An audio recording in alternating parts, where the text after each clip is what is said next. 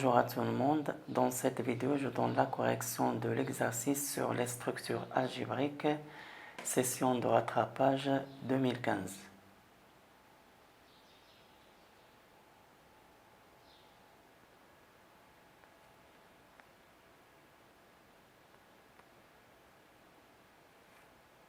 Pour la première question petit a, on doit montrer que la loi étoile est commutative. Alors il suffit de montrer que quel que soit le couple XY appartenant à R carré, on doit avoir X étoile Y est égal à Y étoile X. Alors soit XY un couple quelconque de R carré. D'après les données, on a X étoile Y est égal à X plus Y moins exponentielle XY plus 1. Or, on sait que l'addition et la multiplication sont des lois commutatives dans R. Donc ça donne Y plus X moins exponentielle YX plus 1. Et ça donne exactement Y étoile X. En fait, on a montré que quel que soit le couple XY appartenant à R carré, X étoile Y est égal à Y étoile X. D'où la loi étoile est commutative. Voilà pour la commutativité.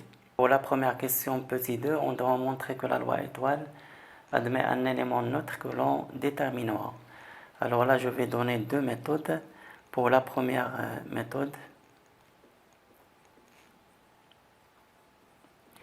on a 0 est un élément de R, soit X appartenant à R, on a X étoile 0 est égal X plus 0 moins exponentielle X fois 0 plus 1. Et cela donne X, la moins exponentielle 0 c'est moins 1 plus 1, donc ça donne X. En fait, on a montré que quel que soit X appartenant à R, X étoile 0 est égal à X. Et vu que la loi étoile est commutative,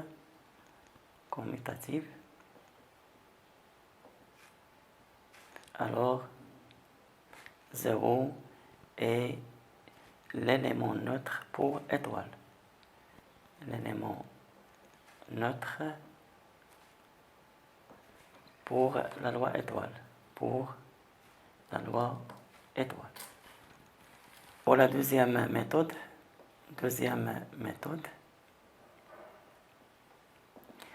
alors on sait d'abord que étoile est commutative, est une loi commutative. Alors soit C un élément de R, on a C et l'élément neutre, C est l'élément neutre, bien sûr pour la loi étoile, ça c'est équivalent, vu la commutativité, quel que soit X appartenant à R, X étoile C est égal à X.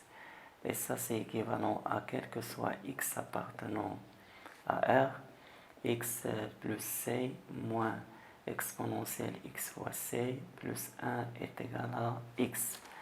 Et ça implique en particulier, si X égale à 0, on a 0 plus C moins exponentielle 0 fois C plus 1 est égal à 0. Et ça implique, là on aura moins 1 plus 1 est égal à 0, donc il reste C est égal à 0. Et puisqu'on a procédé ici par implication, donc il reste à vérifier l'implication réciproque, c'est-à-dire on doit vérifier que quel que soit X appartenant à R, X étoile 0 est bien est égal à X. Soit X un élément de R, on a X étoile 0, c'est X plus 0 moins exponentielle X fois 0 plus 1. Et d'après la première méthode, on a trouvé que ça est égal à x. Donc on a bien, quel que soit x appartenant à R, x étoile 0 est égal à x. Et bien sûr, on précise et on a 0 appartient bien à R. Donc 0 est l'élément neutre. Un élément neutre, bien sûr, pour la loi étoile. Pour la deuxième question, sachant que l'équation E, 3 plus x moins exponentielle de x est égal à 0, admet deux solutions distinctes A et B dans R, montrez que la loi étoile n'est pas associative. On a le triplet A, 2, B appartient à R3. D'une part, si on calcule A étoile 2 étoile B, ça donne A étoile 2 étoile B, c'est 2 plus B moins exponentielle de B plus 1 est égal à A étoile, la 2 plus 1 c'est 3, 3 plus B moins exponentielle de B. Or, on sait que B est solution de l'équation E. Donc, 3 plus B moins exponentielle de B est égal à 0. Et par suite, A étoile 2 étoile B, ça va donner A étoile 0 et ça c'est égal à A. D'autre part, on a A étoile 2, le tout étoile B est égal à A plus 2 moins exponentielle A fois 2 ou bien 2A plus 1 étoile B. Et ça donne 3 plus A moins exponentielle 2A étoile B. Or, A est une solution de l'équation E. Donc, 3 plus A moins exponentielle 2A est égal à 0. Et par suite, A étoile 2 étoile B est égal à 0 étoile B. Et ça donne exactement B. Et on sait que A est différent de B. Donc, A étoile 2 étoile B est différent de A étoile 2, le tout étoile B, et cela prouve que la loi étoile n'est pas associative. N'est pas associative. Dans la partie de première question, on doit montrer que l'ensemble F est un sous-espace vectoriel de l'espace vectoriel M de R plus point. Donc, il suffit de montrer que F est différent de l'ensemble vide et que F est inclus dans M de R. Et quel que soit le couple alpha-bêta appartenant à R carré, quel que soit le couple de matrice BD appartenant à F carré, on doit avoir alpha B plus bêta D appartenant à F. On a le couple 0, 0 appartenant à R carré, donc M 0, 0 qui est égal à la matrice nulle appartenant à l'ensemble F. D'où l'ensemble F est différent de l'ensemble vide. D'autre part, on a F est inclus dans M de R, car tout élément de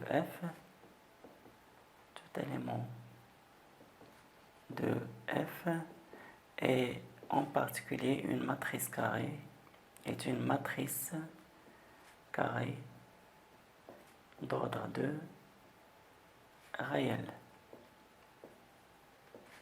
Soit maintenant un couple alpha-bêta appartenant à R carré et soit BD un couple de matrices appartenant à f carré.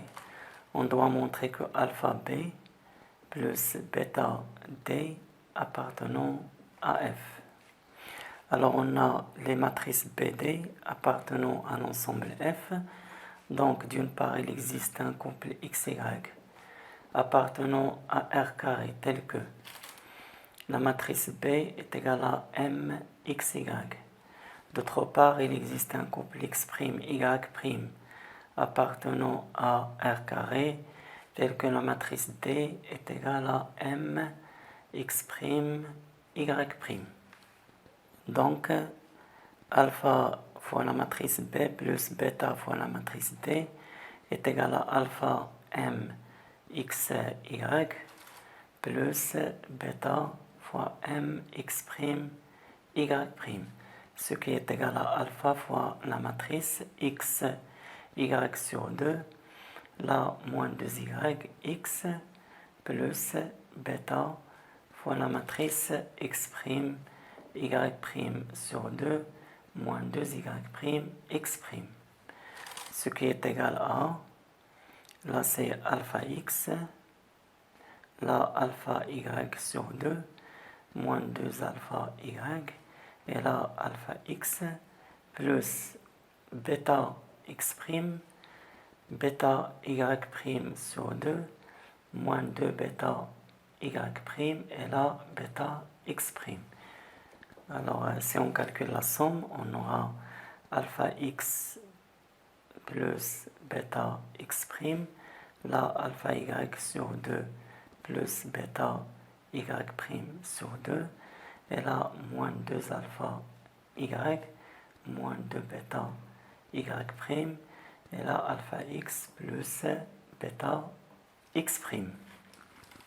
D'après ce qui précède, on a alpha b plus bêta d est égal à cette matrice, et ça c'est égal à alpha x plus bêta x', là on a dénominateur commun, alpha y plus bêta y', là je factorise par moins 2 facteur 2 alpha y plus bêta y', et là alpha x plus bêta x'. Alors, et on a alpha x plus bêta x' est un nombre réel. Et même chose pour alpha y plus bêta y' appartient à R. Donc, alpha b plus bêta d est égal à la matrice, là alpha x plus bêta x', virgule, alpha y plus bêta y'. D'où alpha b plus bêta d appartenant à l'ensemble F. En fait, on a montré que F est inclus dans M de R et l'ensemble F est différent de l'ensemble vide, et quel que soit le couple alpha-bêta appartenant à R carré, quel que soit le couple de matrice BD appartenant à F carré, on a montré que alpha b plus bêta d appartenant à F. Donc, grand F est un sous-espace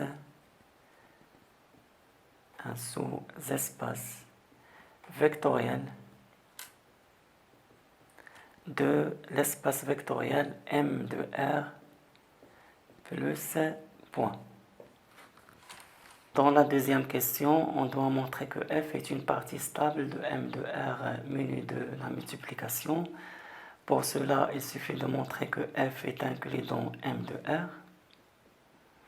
Et deuxièmement, on doit montrer que quel que soit le couple de matrices BD appartenant à F carré, on doit avoir B fois D appartenant à F. Alors, pour la première condition, d'après la question 1, on a F est inclus dans M de R. Il reste à montrer la deuxième condition.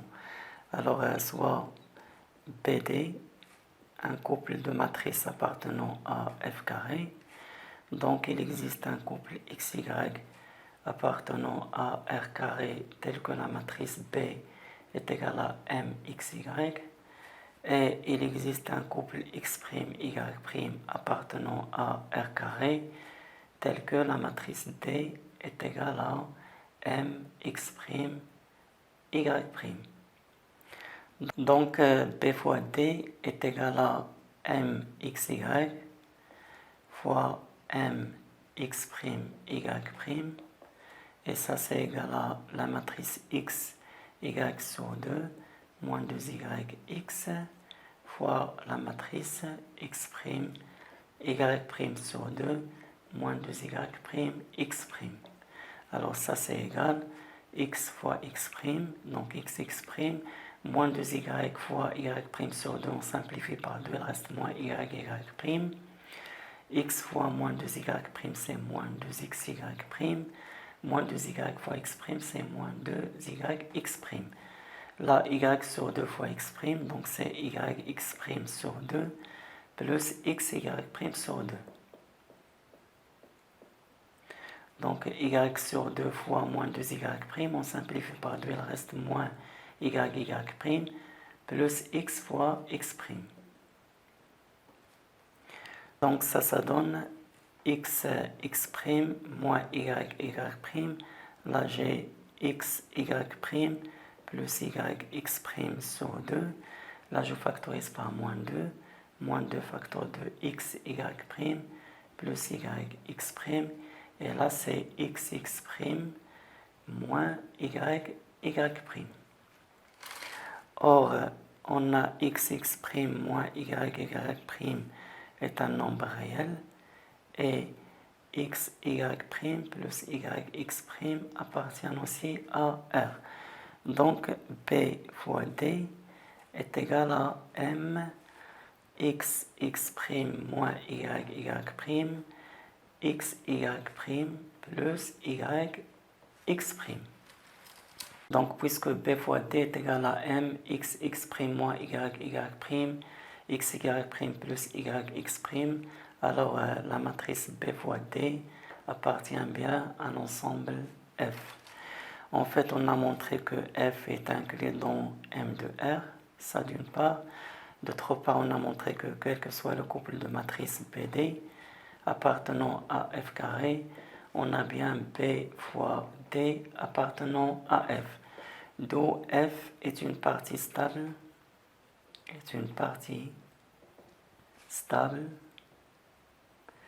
de M de R fois